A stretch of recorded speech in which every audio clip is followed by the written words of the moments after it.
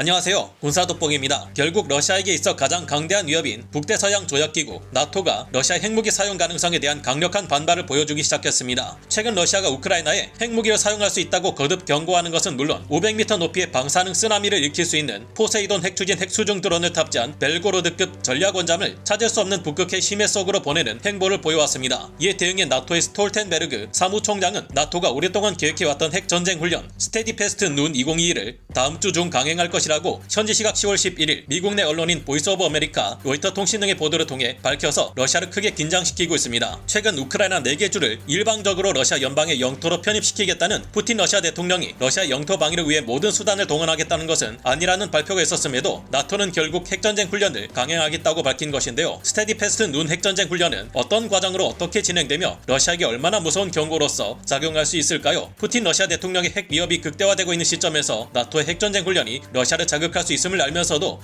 이런 훈련을 강행하는 이유는 무엇일까요? 전문가는 아니지만 해당 분야의 정보를 조사 정리했습니다. 본의 아니게 틀린 부분이 있을 수 있다는 점 양해해 주시면 감사하겠습니다. 스톨텐베르그 나토 사무총장은 최근 푸틴 러시아 대통령이 핵무기를 사용해 러시아의 이익을 지키려 한다는 발언을 크게 증가시키고 있는 것에 대해 매우 위험하고 무모하다는 반응을 보였는데요. 그는 러시아가 어떤 식으로든 핵무기를 사용할 경우 심각한 결과를 초래할 것이라고 러시아에 분명히 전달했다고 보이스 오브 아메리카의 보도는 전했습니다. 이에 대한 실질적 군사적 경고로 해석되는 스테디패스트 눈 훈련은 매년 열려왔던 전통적인 나토의 군사훈련이었으며 보통 약 일주일의 기간 동안 진행되는데요. 여기에는 미국의 B-61-12 전술 핵폭탄을 공유하는 국가들인 벨기에와 네덜란드, 독일을 비롯해 이탈리아와 티르키예처럼 핵을 보유하고 있지만 이를 투발할 수단을 갖추지 못한 국가들 또한 참여합니다. 이탈리아와 티르키예의 경우 이들의 핵폭격 임무 수행을 미군이 대신하고 있는데요. 이를 포함해 나토의 30개 회원국 중 14개국이 참가하며 이번 훈련의 주요 부분인 핵전쟁 훈련은 러시아 본토에서 약 1000km 이상 떨어진 곳에서 실시할 것이라고 합니다. 나토 측에서는 이 같은 훈련의 경우 지난 2월 24일 러시아가 우크라이나를 침공하기 이전부터 계획되어 있던 훈련이라는 점을 분명히 했는데요. 만약 나토가 우크라이나 전쟁 때문에 오랫동안 계획되어 온 일상적인 훈련인 스테디패스트 눈 훈련을 갑자기 취소한다면 이는 러시아와 우크라이나 모두에게 매우 잘못된 신호를 보내게 될 것이라 우려했습니다. 스테디패스트 눈 훈련이 핵전쟁 훈련이기는 하지만 훈련 과정 중 실제 핵폭탄을 사용하지는 않을 것이라고 하는데요. 하지만 모의 핵탄두가 사용되며 핵탄두를 탑재할 수 있는 전투기들이 이번 훈련에 참가하며 여러 각국의 전술기를 비롯해 감시정찰기, 공중급유기 등도 참가할 것이라고 합니다. 나토의 핵전쟁 훈련 스테디패스트 눈은 러시아가 핵무기를 우크라이나에 사용할 경우 유럽 여러 국가와 미국이 포함된 나토가 이를 가만히 지켜만 보지 않을 것이며 러시아의 핵무기 사용은 곧바로 엄청난 재앙을 몰고 올 핵전쟁으로 번질 수 있으니 애초에 허튼 생각 따위 할 엄두도 내지 말라는 경고인 것으로 보입니다. 스톨텐베르그 총장은 지난 10월 10일에서 11일 사이에 이어진 러시아의 대규모 재래식 미사일 공격에 대해서는 러시아군이 약하다는 신호라는 소감을 내놓았는데요. 나토의 핵무기 사용은 미국과 영국,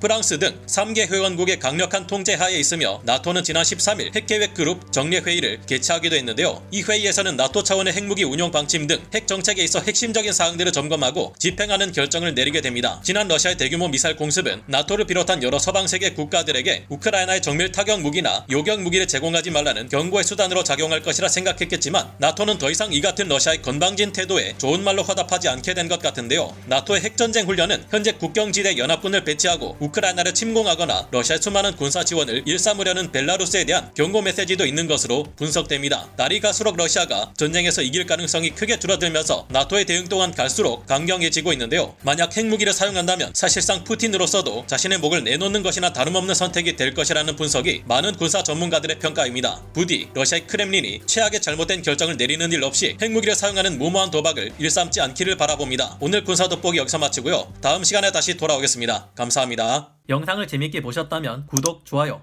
알림 설정 부탁드리겠습니다.